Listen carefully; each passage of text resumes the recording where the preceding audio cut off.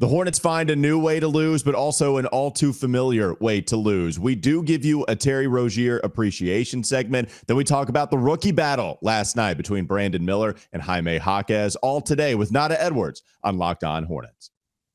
You are Locked On Hornets, part of the Locked On Podcast Network, your team every day. In a minute, cuz we live.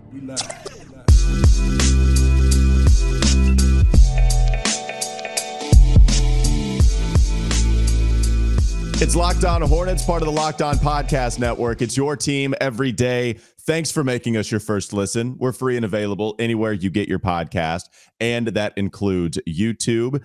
That's Nata Edwards. You can check him out. That's not Doug Branson. That is very different than Doug Branson. That is Nata Edwards. You can find him on his podcast, Eye On College Basketball, with Matt Norlander and Gary Parrish. He's the producer of that pod, maybe the go-to college basketball podcast that there is. So maybe. We appreciate it. I was about to say, I think so. Maybe. Like, I apologize. That was disrespectful. Very.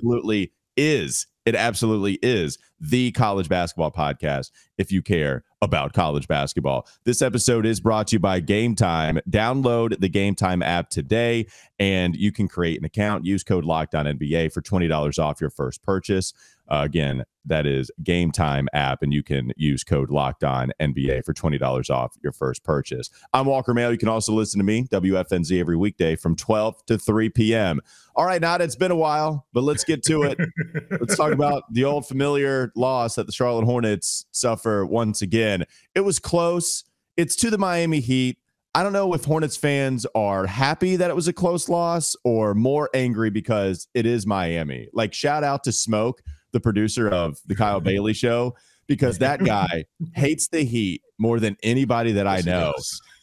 Yes, he does. And he's texting me last night, and he's saying, like, plenty of curse words in the text message. Yeah. I bleeping hate the Heat. I can't stand it. Here they're going to win. They're going to get all the calls at the end of the game once again, and then they're going to lose because they're going to win by only 2 points, and it's going to hurt more. But this is how it works. This is how we do it. This is what this team is. This is who we right are. Mm-hmm. This is exactly who we are. Because let's start this off. Let's start, like, stop me if you've heard this before, which really don't stop me right now. But like, early turnovers, shooting themselves in the foot, almost, I would call it a complete Cheddar Bob situation right now, where you're going to shoot yourself in the leg with your own gun because you can't stop turning the ball over. We're not even going to get into the defensive lapses from three from the first quarter alone. Mm-hmm. There's also the whole, and there's going to have to eventually be a conversation, and it might have to be y'all, and I want y'all to call me when we have this conversation about who Miles Bridges is in 2023, 2024, on the court only.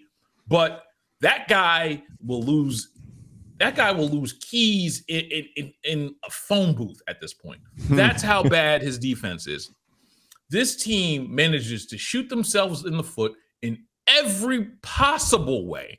And then, oh yeah, they're going to remember, hey, we'd like to win these games because we're 6 games under 500. At some point, I would like to see a complete game. I just don't think this is the crew to do it. And the sad part is, this is like the Miami Heat have one of the benches that you can definitively say the Hornets are more talented than. But the difference is they care about the details. Unfortunately for JT Thor and Bryce McGowan's, and Bryce has been better, but at some point you got to start caring about the details. And I hate that I'm sounding like 55 years old when they do this, but damn it, Walker, they're bringing it out of me. No, we're bringing on the old man to the pod because we do need that paternal instinct. And you're right. They did shoot themselves in the foot. They also let that dude from Leave It to Beaver lead the Heat in scoring with Duncan Robinson going for 24. Not only did he hit a bunch of three-pointers, but also Duncan was able to take Brandon Miller off the dribble a couple of times. And so the perimeter defense, it wasn't very good. And that's how the Heat were able to shoot 43% from three. And the closeouts weren't great. Steve Clifford made some comment about that last night. Also, like, even the last play, Nata, you're totally right in bringing up the early game woes. But that last play, there seemed like enough time left to get something better than a Terry Rozier falling down heave from half court. And we're going to have a Terry Rozier appreciation segment. That's going to exist because I thought he was very good, especially offensively. I think he battled. Like, this guy was actually trying to box out when there are other players out on the perimeter. Terry's at least attempting to with Jimmy Butler, who was he's attempting to play defense, which is much more than about 7 other guys on this roster right now. But all that to say, you have the early game woes, and then even the last play where Terry Rozier is catching the basketball, running towards the opposite baseline, already just ruining momentum, ruining any kind of momentum to get going to your basket. And then you have a half-court heave. There's enough to even have a couple of passes, but certainly one, go off of a screen, kick to somebody else that maybe can come off of another screen and then shoot, whatever, right? That was not a good play to give yourself a chance. You could have had a legitimate shot, and instead there's a half-court shot. Like, that's the kind of stuff that's just, you want to pull your hair out because it's so frustrating. If you look back at that play, you know who's wide open for at least 2 dribbles and a 3? Who is it? Miles Bridges. Was it? Okay. He's trailing. His hand is up. There's no one within at least 3-4 feet of him. He would have gotten a really, really good shot. Well, and I don't even know if Terry can see him, Nata, just because he's got his back turned. Like, at least half the problem.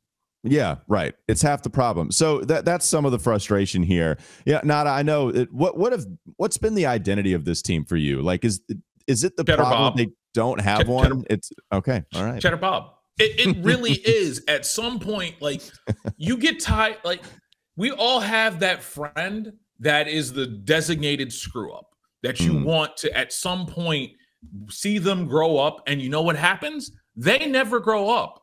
They end up being the screw up that continues to ask you for $25 via Venmo or Zelle, however you want to do it.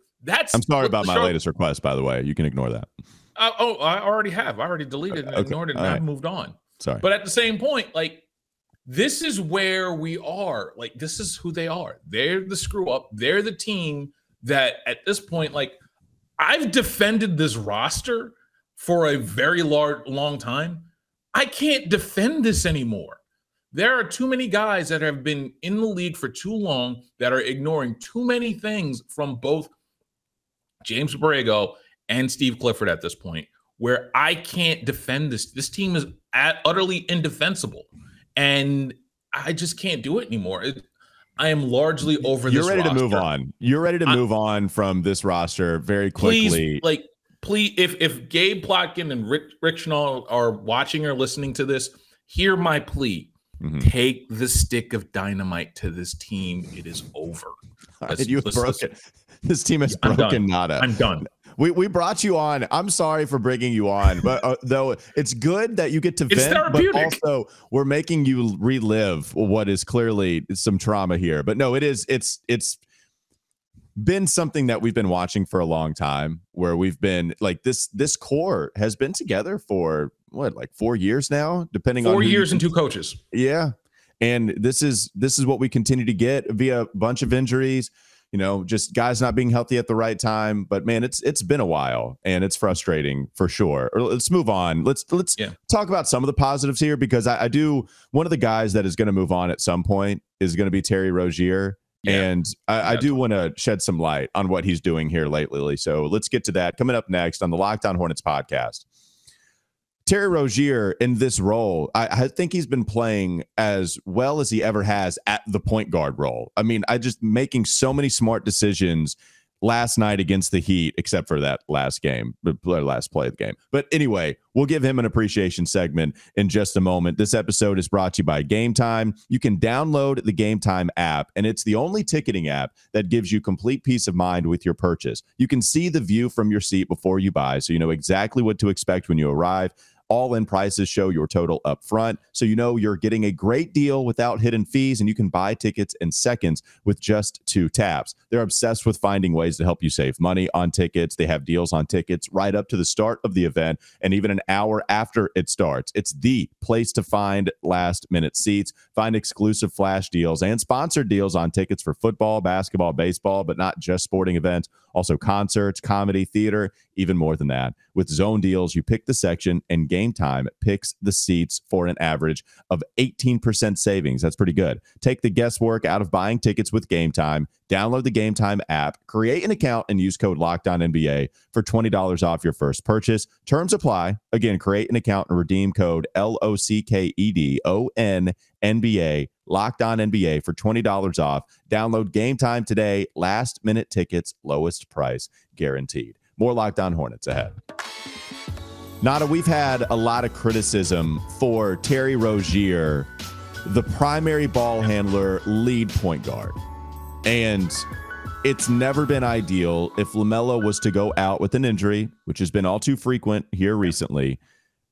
You don't have a backup point guard that you really trust. You might trust Dennis Smith Jr., but really more for defense than offense. And he could facilitate, but we knew the offensive limitations that DSJ had, despite our love for him. Teo Maledon, like probably a perfect third string point guard. Totally fine with him being your third string point guard, but probably don't want him as your backup all the time. No. And then if you don't have those guys, and Frank Ntilikina offensively isn't going to be the answer when he comes back, it really hurts him. So, if he comes back. Yeah, it's been a while. So now you're once again in a situation where you have to call on Terry to be the guy that is the lead guard, and you take him out of a position that he's been best at with the Hornets, which is off ball, secondary ball handler, just catch and shoot, clutch performance type of guy. You've been taking him out of that role. All that to say, how about back-to-back 13 assist games for Terry Rozier? How about back-to-back 20-point performances? This one he scored 34 to go along with those 13 assist games. Yeah. How about getting to the free throw line? Nada. He was 5 of 5 against Toronto. He was 6 of 7 against Miami. So he's efficient from the field. He's hitting tough shots. He's hitting his 3-ball at least the last 2 games. And really outside of the 1 of 11 performance against Chicago, he's really been shooting the ball better than he had at the beginning of the season. And I even see him battling. I go back to that Jimmy Butler box out. Jimmy probably would have gotten the rebound anyway, but at least Terry is like trying to get below his waist and drive him to the out of bounds line when there are other players out on the perimeter not going for the board. Terry's going to be gone. He's been a guy that the team has tried to trade already, and just it hasn't made sense for the other team, whoever the other party was, looking to pursue him. But it's going to happen. And even with me being hard, like I was always one that didn't like the contract. But man, I just appreciation for Terry for the last couple of seasons, really everybody else battling a lot more injuries, him getting thrust into a role that probably is not best suited for him. And he's just getting better and better. Like he's making really smart decisions as a lead guard. And I can't say that even last year. Like this is this year type of thing. Like did you know that Terry Rozier was averaging almost 24 and 8 on the season? Yeah, it's crazy. Like that's the thing. Like, and the best way to describe Terry Rozier is, those stepfather shirts, I'm not the father, I'm the father who stepped up. That's Terry Rozier. Like that's Terry Rozier right there. Like, and then everybody's like, "Hey, man, yes, he did exactly." Like, and you can describe his entire Hornets career. He wasn't Kemba, but he was here. He was providing the little shred of legitimacy that this team had, and then it got like Gordon gets hurt, Terry does more. Miles gets hurt, Terry does more. LaMelo gets hurt, Terry does more. Like at some point, and that's before we even get to the fact that he's one of the few athletes that you can make a case has fully embraced this city. Like he loves it here. He wants to be here. He wants to make it work here. And he's done all of this despite the fact that fans don't appreciate him because he's probably not 3 or 4 inches taller than he is. And that his defensive ability wanes. But you know what? He goes, he grinds. He's one of those athletes I don't think we're going to really appreciate until he's gone. And for me, like Terry Rozier doing what he's doing right now, despite the fact that he's woefully out of position, that he's probably best as a 6th man on a title team. The fact that he's doing all of this, quite honestly, is admirable. And he's the bright light in what has been a lost season at this point. Him and Brandon Miller. Right. And watching those two do their thing has been the redeeming thing to this season, because otherwise I think we'd all be like, we'd all just treat the Charlotte Hornets as like a smoke break. You don't want to do it, but you have to in order to get through the day.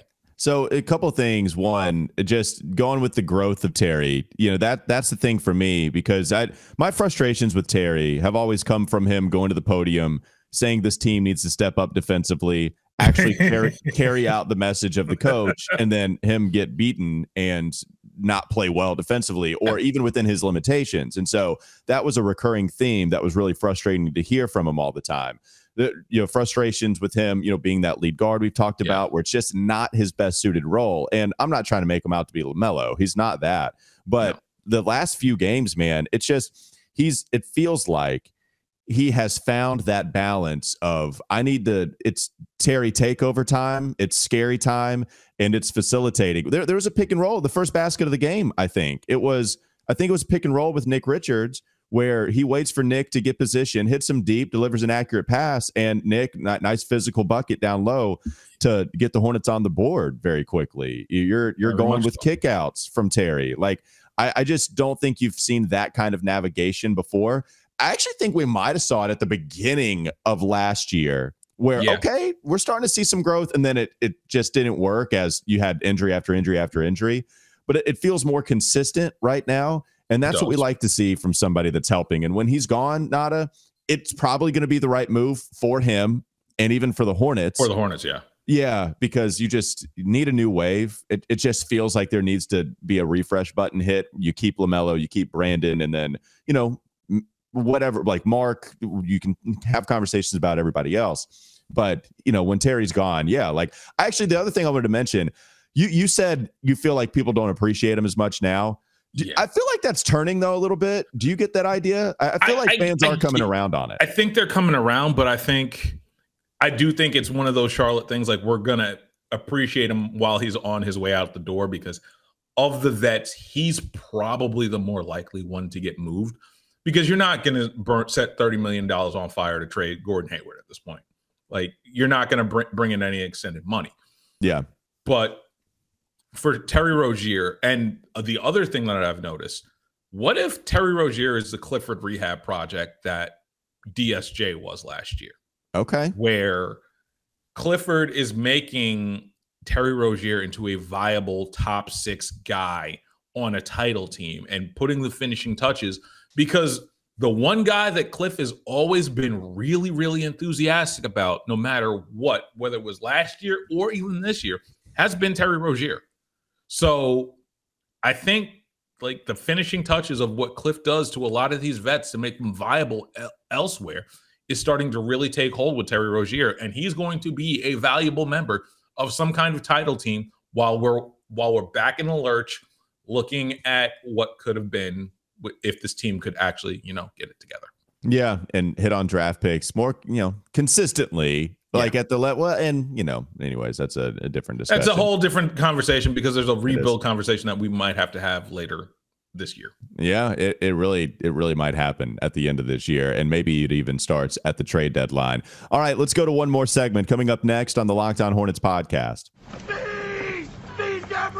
One beam of light, Terry Rozier, to another beam of light, and Brandon Miller, the rookie who performed well again last night. We'll get to Brandon Miller and the Jaime Jaquez battle in just a moment. This episode is brought to you by FanDuel. As the weather gets colder, the NFL offers stay hot on FanDuel. And right now, new customers get $150 in bonus bets with any winning $5 moneyline bet. That's $150 if your team wins. And if you've been thinking about joining FanDuel, there's no better time to get in on the action. The app is so easy to use. There's a wide range of betting options, including spreads, player props, over-unders, even more than that. Nata, I saw the Panthers were, I think, a 3-point dog against the Falcons. Only 3.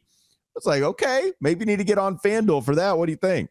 No, you're putting the money on the Falcons, right? That's what I'm saying. Yeah, I'm not. Okay, good. I was about to say, if you're going to set your money on fire, give it to me first, please. was going to say, yeah, I might as well just take that stick of dynamite, wrap it in my money that I'm going to put to FanDuel if I'm going to put it on the Panthers. Don't do that. But just saying, the Falcons, it's interesting that they're only a 3-point favorite. Maybe you want to put your money on Atlanta, although Atlanta's known to screw it up too. I don't know. No. Make your own Put decision. the money on Atlanta. Safest bet in the league. Safest bet. All right, visit FanDuel.com/lockedon and kick off the NFL season. Continue on with the NFL season that is dwindling down to the end of the regular season before we get to the postseason. FanDuel, the official partner of the NFL. One more segment to go. Locked On Hornets. Nata, we had an interesting rookie battle last night. The NBA rookie ladder, if you were to look at it, I know Brandon Miller got to 3. Yes, the rookie ladder. The bane of Sam Farber's existence, by the way. Oh, he hates it. He can't. Well, now he might actually like it because I think Sam, what Sam will do, big shout out to Sam, the play-by-play voice of the Charlotte Hornets, who might like it now that they're actually giving Brandon Miller his flowers, and he's only behind Chet and Wemby. I think as he should have been the entire year, by the way. I think he might like it now. Well, Jaime had been playing well, Asar defensively, but now when you start to look at the stats, Brandon Miller up there, this is the right move, and now he's here. Go ahead. Can I argue, like first things first? We have to bring. I continually will have to bring this up. Mm-hmm. If Brandon Miller had Scoot Henderson's start to the career, do we have any idea like the level DEFCON 1 panic that would be going around not only Charlotte, but also nationally, like, MJ screwed up another pick. Oh my God, panic. This team is moribund. There's no hope here, yada, yada, yada. There's a whole bunch of unprofessionalism. Now, granted, some of that might be true, but still, there would just be a large moral drafting panic. While we're out here giving flowers, let's give Michael Jordan a little bit of flowers for, getting the pick right on the way out the door. We entertained that idea, though. What if Michael Jordan's last gift to this team, by meddling with personnel and NBA draft decision, what if his last gift to Charlotte, quote unquote, was Brandon Miller, and it actually turns out to be, this is a treat. It's not a trick. Michael actually, yay. He's the one that pointed everybody in the direction of Brandon Miller, and it's working. We talked about it. Clearly, this podcast being of the Scoot Henderson camp before we got to the NBA draft, one thing that was evident, though, was that Brandon Miller at the 2 pick was never going to fail outright because the basketball IQ, the shot making, it was too good for him to fail. And Scoot Henderson did have bust stuff. And we'll see. It's 20 games in. Who knows? Here's the thing. If he's Stephon Marbury, that's a really good NBA point guard right now. If he's Stephon Marbury with a 3, that's a very good potential all-star point guard. The thing with, I don't agree with the T-Mac comparisons that Cliff likes to throw out every now and again. I think that's just his star. That's what Steve knows. He's going to, he'll compare people to stars that he's coached before. But you're right. T-Mac, too much of a freak, dude. Way freaky. But the big thing with Brandon Miller is and this is the thing that I brought back up around the draft special. That shot was always going to be too good to fail. He was going to be Chris Middleton, and he's been much more than that right now. If we're talking he's a strength training program, a couple of them away from being really, really dynamic and being a star in his own right, whether or not LaMelo's here, whether or not Miles is here, this, that, and the third. He's going to be dynamic in a way that Charlotte really doesn't see, because when you start thinking about the all-star wing or all-star caliber wings, it's Glenn Rice, it's Gerald Wallace, and it's Jay Rich. And then that's pretty much it. Yeah, the wings, they've been short in that department, and Brandon Miller, he's going to have a shot to reach a lot of that. He may end up being the best wing in a Charlotte NBA uniform. That's how good this kid can be, and the stretches that he's shown. Granted, a lot of this is a lot of his negatives are strength based and just not knowing the league based. Once he gets a really good coach in here to help to digest this film, he's going to be dynamic. I can't wait to see what he is next year, because even though growth isn't linear, I think he's going to be on pace to be MIP at least next year. So Brandon Miller right now, if he, I think the next jump, you're right about the strength, which we always knew coming in. Yeah. The strength was always going to be an issue. It's getting to the rim still. He's still, and strength will take care of that. Yeah. I think ball handling, like he can handle it. I feel so good about his stationary handle, navigating pick and roll between the 3-point line and the mid range. It's when he gets within like 12 feet where those drives start to stall out. But Brandon off ball, Nata, like we knew he was going to contribute this season immediately off ball, and he was going to knock down open shots. But he's been so good off ball. Like I expected one thing for rookie to come in and hit 37% from three, which would have been very good. And then, maybe hit a few mid-range jumpers here and there, but he's over 40%, knockdown, clutch, not afraid of the moment whatsoever, just not scared at all. And even one thing that I really like about his game that we saw last night, Brandon will catch his defender sleeping off ball where he'll be baseline and then he'll see his guy cheating in and then just get a little too up into the paint. And then Brandon will just kind of la-di-da get in there and then he'll point up. And Terry, I think it was Terry who saw him. Terry saw it late.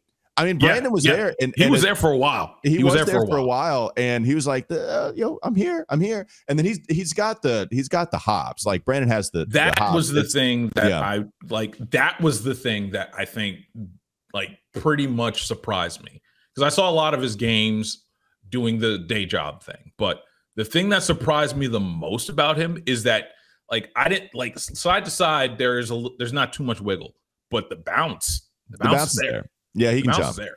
He's so long too. Like it's one of those where he can already jump, but also because of his length, he's going to be able to catch that basketball high. So that's what I like. He's smart at diagnosing where the spots are, and then the mid-range stuff. It's what I've talked about all year long. Okay, you can't get to the rim very well right now. You're not going to hit as many shots with the basketball in your hand going to the rim. But the mid-range, it helps you survive while bringing that thing inside the 3-point line. And then, you make the right pass, just make sure you kick out when you need to. That's great. And then, so that was a fun rookie battle. So Brandon Miller giving you 20, Jaime Jaquez also giving you 18, going to the foul line. Like he's going to be good too. And Jaime Jaquez is Gordon Hayward with a little bit more physicality, a little bit more elbows and knees. And a surprising vertical as well, by the way, Jaime very Jaquez. Much so. Yeah. Very much so. So Brandon goes for, not 20, but he goes for 16. He's 6 of 14, 3 of 8 from 3-point range. And then you see Jaime last night. He comes off the bench and scores 18, but 6 of 6 from a free throw from the free throw line. Now let's see. I guess the thing about Jaime Jaquez is that he gets a benefit. I hate to say this, but he kind of gets a Miami Heat benefit of the doubt whistle. Oh, no, he does. No, that's a good point. And that does kind of help what he want. It kind of helps his game at this point because, it's part of being part of the Heat. You're going to get a benefit of the doubt that you don't necessarily get as a Charlotte Hornet. So there's a lot of that to his game. There's a lot of Gordon Hayward to Jaime Jaquez's game. But at the same point, like, can we be real about this? I like Jaime Jaquez, but if Brandon Miller had Jaime Jaquez's start, we're also talking about this being a bust or being less, not a bust, well, not bust, so. but underwhelming, because like you said, Brandon has over delivered in what he's done. He's got the superstar mid-range jumper where not everybody's allowed to take that mid-range. Brandon's allowed to take that mid-range day one. Brandon is allowed to take that mid-range. Yes, absolutely. And so Brandon's been playing well. He's third on the rookie ladder. He was that before. Where he should be. Might have a case to be 2. Yeah. Take that, Wimby. We didn't need you anyway. All right, that'll do it for Locked On Hornets. That's Nata Edwards. Go catch him and listen to the Eye On College Basketball podcast, the podcast, the authority on all college basketball podcasts, the producer of it, keeping Matt Norlander and Gary Parrish in line. Also listen to me on WFNZ. You said it. I'm going to text him and say that you did. Go ahead. They know that. Listen to me on WFNZ every weekday from 12 to 3 p.m. Nata, we appreciate it, man. We'll try to bring you on for happier times, but at least it's a good vent session for you. At this point, like when they take the stick of dynamite, y'all know my number. We got to call. We got to chop it up on. We'll have him on. We'll have him on. All right, that's Nata. We appreciate his time. We appreciate your time making us your first listen. Have a great day, and then we'll be back with you tomorrow.